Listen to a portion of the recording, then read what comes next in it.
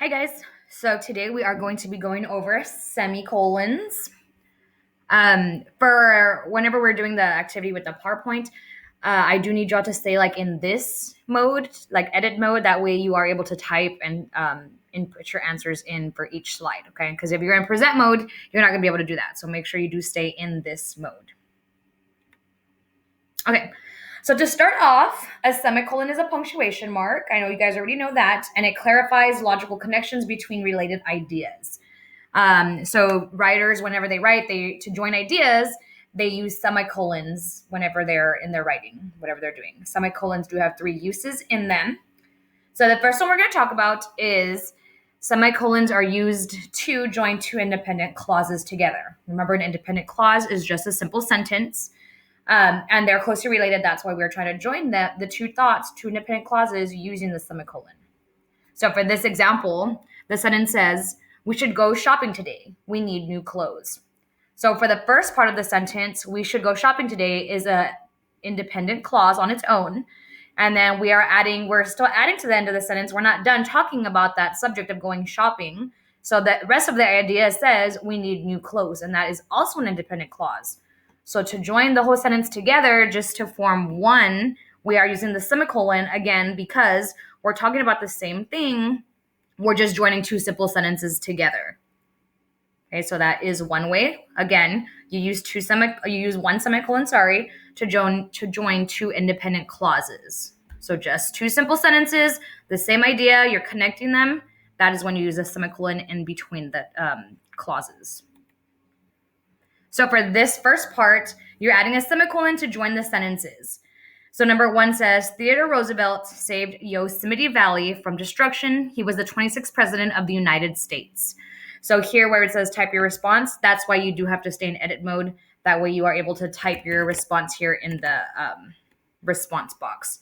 So just make sure you delete this part, And then again, you'll be able to type here like this. So you're just going to retype the sentence and tell me where the semicolon goes. Remember, it is between two independent clauses. So that's what you'll do for this slide. Sorry, I'm just going to move down. So that's the practice for that part. So the next part, the second way you use a semicolon, you use a semicolon to link independent clauses that are joined by a conjunctive adverb. So for example, here, the example says, June likes fruit. However, she does not like grapes. So again, we have an independent clause. June likes fruit. What does June like? Fruit. We have it's telling us the simple sentence. The second part of the independent clause says she does not like grapes. So they're using the word however to join the two independent clauses. And again, it kind of falls with the fanboys, right? Like those words that are joining.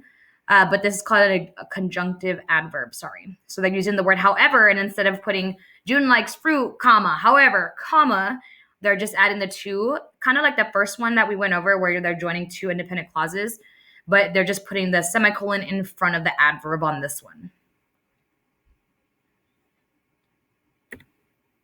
And then here on the next slide, we do have conjunctive adverbs that join words, phrases, or clauses. And these are some of them. There are others. So words like accordingly, also, besides, finally, however, like the one we just saw, instead, meanwhile, next, nonetheless, then, therefore. I just kind of skipped around. But those kind of words join independent clauses. So the semicolon would go right in front of the adverb. And then again, you have another practice here. So for here, you're just adding a semicolon to join the sentences again. So number 3 says, Mama Lay was a loyal servant. Therefore, her employer allowed her to take some leftover rice home for dinner. So you remember, you're joining them using the independent clauses with the adverb. And the semicolon does go in front of the adverb. So there's 2 to practice on for this part. The third way to use a semicolon is to separate items in a list when commas alone would be confusing. So for example, the sentence says, I'm going on vacation with Samantha, my best friend, Andrew, my cousin, and Alyssa, my neighbor. So for example, normally we would say like, I'm going on vacation. We would list, and wherever we're listing like in a series, we're used to putting commas. So then it would have said, I'm going on vacation with Samantha, comma, my best friend, comma, Andrew. So it would just sound silly, right? So that's why here, after we're kind of like naming who it is. So we know Samantha, who is she? She's the best friend. So I'm putting the semicolon after. Then I'm going with Andrew, comma, right? Because that's his name. But then he's my cousin. So my cousin is actually who Andrew is. So then the semicolon goes after that one.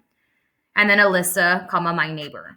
So instead of putting all these commas on the sentence, you would have had like around 5 or 6 commas. Now you just have the person's name, the comma, and then the semicolon goes after describing who the person they're talking about is on for this example.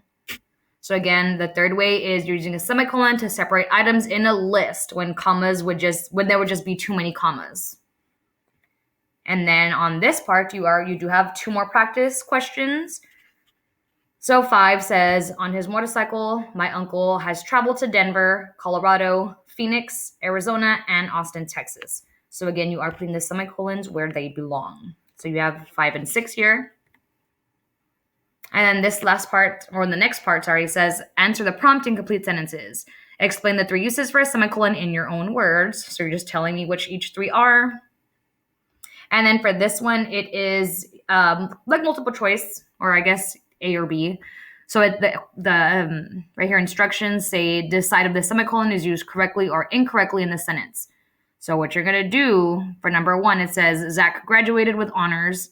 Therefore, he was eligible for several college scholarships.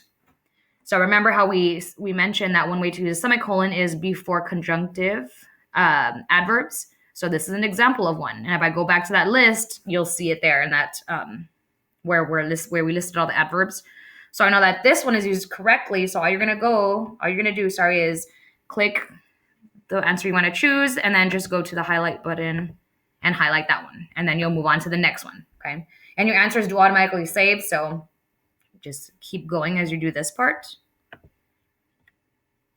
So for slide 12, 13, 14, that's what you're doing for that. You're picking A or B. And then once you get to slide 15, it says revise the sentences with a semicolon. So number 1 says, I don't have time to practice playing the clarinet. I am buried in schoolwork today. So again, you are just going to retype where it says type your responses here. Just delete this part, and then you're able to type. So you would put I don't have. So you're just going to keep going with the sentence and then just revise the sentence where we need to put the semicolons. Okay.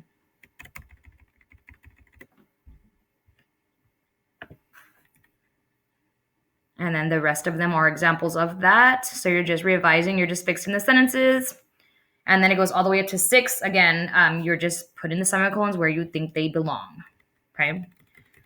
So there are different ways to use them. So we did go over all 3 ways, and we practiced all 3 ways. So now hopefully you're more familiar with the semicolon and you're able to get through this on your own. Bye, y'all.